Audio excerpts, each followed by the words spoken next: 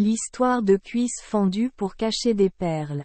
Il était une fois un roi étranger qui possédait un cadeau extrêmement précieux. La perle a deux choses étranges. La première est que la tenir dans votre main semble très légère, mais partout où vous la mettez, elle semble lourde. Deuxièmement, la nuit, la perle brille de mille feux et, même si elle est cachée, la lumière s'échappe toujours. À partir du moment où il devint propriétaire de la perle, le roi fut très heureux et le serra dans ses bras jour et nuit sans le lâcher. Mais un jour, il perdit subitement ses ailes et s'envola.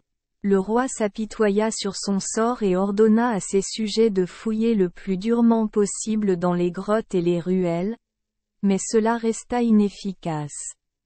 Ce n'est que plus tard que le roi ordonna à quelqu'un d'apporter un télescope pour l'observer, mais il découvrit que le jade s'était envolé vers le sud. Immédiatement, le roi ordonna à un ministre de prendre 500 soldats et de s'asseoir sur plusieurs grands bateaux, en direction du sud. Quels que soient les ordres du roi, nous devons le rechercher. Après plusieurs jours de recherche à travers la mer, le mandarin qui regardait le télescope vit soudain la perle voler vers le sud, alors il ordonna à ses soldats de poursuivre dans cette direction. À cette époque, dans le village de Daïleh, district de Djiabin, il y avait un homme nommé Dien Shi. Une nuit, alors qu'il jouait dans la cour, il vit soudain une étrange lumière descendre, illuminant tout le jardin. Il fut surpris, mais il courut aussi hardiment vers cet endroit pour regarder, mais attrapa de manière inattendue une perle. Sachant que c'était une chose rare au monde, il était si heureux qu'il l'a rapidement ramenée chez lui et l'a conservée dans une boîte en bois. Mais il fut surpris de constater que la nuit, la lumière de la perle brillait encore dans toute la maison.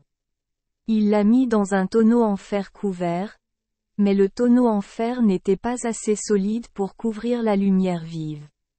Craignant que le jade ne soit exposé et perdu par quelqu'un d'autre, il a creusé un trou et l'a enterré. Mais peu importe à quelle profondeur vous le creusez et l'enterrez, tout cela est en vain. La nuit, le jade émet encore de la lumière. Après plusieurs jours de tâtonnement, il réalisa que ce n'est qu'en plaçant la perle au milieu de la viande crue que la lumière de la perle pouvait être complètement cachée. Finalement, il a risqué de prendre un couteau et de se trancher la cuisse, de la bourrer de perles et de la recoudre. À partir de ce moment-là, ses jambes étaient si douloureuses qu'il ne pouvait plus marcher, mais le trésor était complètement caché et personne ne le savait. On raconte que des militaires étrangers ont suivi la piste de jade jusqu'à la région de Djiabin et ont soudainement disparu. Le télescope n'a plus été retrouvé. Le mandarin envoya alors des soldats explorer toute la région, mais en vain. Il doit y avoir quelqu'un dans cette zone qui a attrapé la perle et a su la cacher dans la peau pour que la perle ne brille plus. Le ministre le pensait. Et il s'est creusé la tête pour trouver un plan pour ramener la perle. Il ordonna à ses soldats d'installer une tente sur une île au milieu du fleuve, puis massacra des vaches et des cochons pour un grand festin. Puis j'ai demandé aux responsables du district d'inviter tous les hommes, femmes et enfants des villages à y assister. Chaque personne venant à la fête doit passer par un radeau en bambou flottant sur la rivière, relié à l'île. Il a également demandé à quelques personnes de se tenir près du radeau de bambou pour les accueillir, lui disant de lui signaler immédiatement s'il voyait quelqu'un passer ou si le radeau coulait. Pendant plusieurs jours d'affilée, les villageois de toute la région de Djiabin, y compris les villageois de Daïbeh, se sont rassemblés en masse pour la fête, classe après classe, mais personne n'avait le poids nécessaire pour faire couler le radeau. Le ministre ne se décourage toujours pas. Il essaya de demander parmi les invités à la fête du village s'il restait quelqu'un qui n'était pas encore parti. Une personne du village de Dailey m'a dit: la seule personne dans mon village qui n'a pas de visage est Monsieur Dianchi parce qu'il a récemment eu mal à la jambe et ne pouvait aller nulle part. En entendant cela, le ministre a rapidement ordonné à quelques soldats de préparer une civière et s'est rendu chez Monsieur Dianchi pour leur demander d'essayer d'utiliser de bons mots pour l'inviter à partir. Quant à Monsieur Dianchi, il ne connaissait pas le complot caché, alors il a écouté l'invitation et est monté avec joie sur la civière. Effectivement, parce qu'il y avait une perle fourrée dans la cuisse de la civière, dès qu'il monta sur le radeau en bambou, le radeau se balança violemment et s'enfonça dans l'eau. Voyant cela, le ministre cria: Ngok est là. J'ai trouvé ce petit bijou. Incapable de le cacher davantage, Monsieur Dianchi a dû tout avouer. Le ministre dit: l'empereur de notre pays a perdu une perle. La perle s'est envolée vers votre pays. C'était une chance pour vous d'attraper cette perle. Nous ne voulons pas le prendre gratuitement. Mais afin d'avoir du jade à soumettre à l'empereur, j'espère que vous serez prêt à échanger contre nous soit des mandarins, soit de l'argent, soit de l'or. Quoi que vous vouliez, laissez-moi vous plaire. Voyant que les agents n'avaient aucune méchanceté, Monsieur Dianchi leur a dit: empilez l'argent et portez-le aussi haut que la tête d'une personne, depuis l'endroit où je me tiens jusqu'à l'endroit où s'arrête ma balle de plomb. Le ministre des Affaires étrangères hocha la tête. La discussion a été résolue rapidement. À partir de ce moment-là, Monsieur Dianchi est devenu riche, comparativement à peu de personnes dans le pays. La nouvelle que Monsieur Dianchi est soudainement devenu riche s'est envolée vers la capitale. Le roi le renvoya alors dans la capitale pour s'enquérir de l'affaire. Voyant qu'il avait une étrange chance, le roi choisit une princesse pour l'épouser et en fit son gendre. Monsieur Dianchi et sa femme vivent très bien ensemble. La princesse le choyait beaucoup. Monsieur Dianchi pensait que sa vie ne pouvait pas être plus heureuse que cela.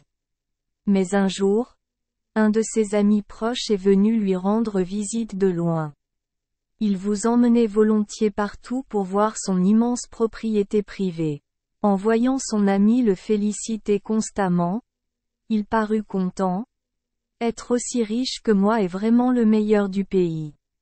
De façon inattendue, ces mots parvinrent aux oreilles de la princesse. Incapable de supporter l'arrogance de son mari, dans un moment de colère, la princesse se précipita pour le dire à son père. Le roi ne put retenir sa colère, convoqua aussitôt son gendre à revenir à la cour et ordonna: Vous vantez d'être le plus riche du pays. Bien. Maintenant, vous êtes en compétition avec moi pour donner de l'argent aux gens. Je donne les 3 premiers jours, tu donnes les 3 derniers jours. Si je n'ai pas assez d'argent pour le distribuer, alors on considérera que ce que vous dites est correct, vous ne serez coupable de rien. Mais si vous n'avez pas assez d'argent pour le distribuer, cela signifie que vous avez menti, manqué de respect aux mandarins, et que vous devez être puni pour avoir pelé la peau et l'avoir farci de balles de riz afin de donner l'exemple au monde. En entendant cette annonce bruyante, Monsieur Dianchi a été extrêmement effrayé. Il tomba aux pieds du roi et lui demanda pardon. Mais le visage du roi était calme, comme s'il n'entendait pas. Ne sachant que faire d'autre, il dut obéir. Après des journées bien remplies à transporter toutes les richesses vers la capitale, Monsieur Dianchi comparut de nouveau devant le roi. Le concours a commencé. Au cours des premiers jours, le roi distribuait les médicaments, mais peu de gens étaient au courant de la nouvelle, donc peu de personnes venaient recevoir les médicaments. Par conséquent, La somme d'argent avancée par le roi n'était toujours pas entièrement distribuée. Mais quand ce fut le tour de M. Dien Shifat, les gens du monde entier en entendirent parler, alors ils se précipitèrent en masse pour recevoir le diagnostic. M. Dien Shi a continué à donner, à vider tout le coffre-fort, mais toujours pas assez. Lorsqu'il n'a plus eu d'argent, il a distribué du riz de l'entrepôt, dans l'espoir de sauver des vies. Mais malheureusement pour lui, les entrepôts de riz ont commencé à diminuer, mais le flux de personnes affluait toujours comme de l'eau qui coule. Il a donc dû abandonner. Le roi n'avait toujours pas pitié du gendre arrogant. Monsieur Dien Shi a été capturé par des soldats, dépouillé de sa peau, bourré de balles de riz et exposé devant la porte de la ville. Tous ses biens restants ont été confisqués. Voyant que son mari était lésé par son père, la princesse eut des remords. Alors je suis la fille qui a tué son mari. Cette phrase a toujours hanté son cœur. Puis un jour, la princesse donna toutes ses terres aux villageois et partit devenir moine. Aujourd'hui, dans le village de Dailai, il y a encore un chant que la princesse a offert au peuple. Certains l'appellent chant Ma, d'autres l'appellent aussi chant de jade. 1. Archéologie. L'histoire complète du Dai Viet raconte une histoire sur l'obtention d'un jade qui est presque similaire à l'histoire ci-dessus. À l'époque de Tran Minh Tong, le père de Ngo Dan a attrapé un très gros mille-pattes de jade. Duong a apporté le jade à la station de négoce d'argent de Van Dong pour le vendre en son nom. Un armateur de navires marchands étrangers savait que c'était rare. Il a donc utilisé tout son capital pour posséder la perle. Grâce à cela, Dan est devenu très riche. Le roi Mintong apprit la nouvelle, le rappela dans la capitale pour épouser la princesse Nguyet Son et en fit sa concubine. Ngo Dan se croyait riche, avait une liaison avec une autre femme et parlait souvent avec mépris de la princesse. La princesse porta cette affaire devant le roi.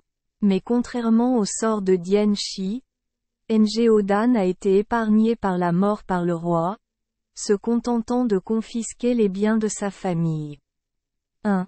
D'après les propos des habitants de Bac Ninh, document de le Tuok et Ovi.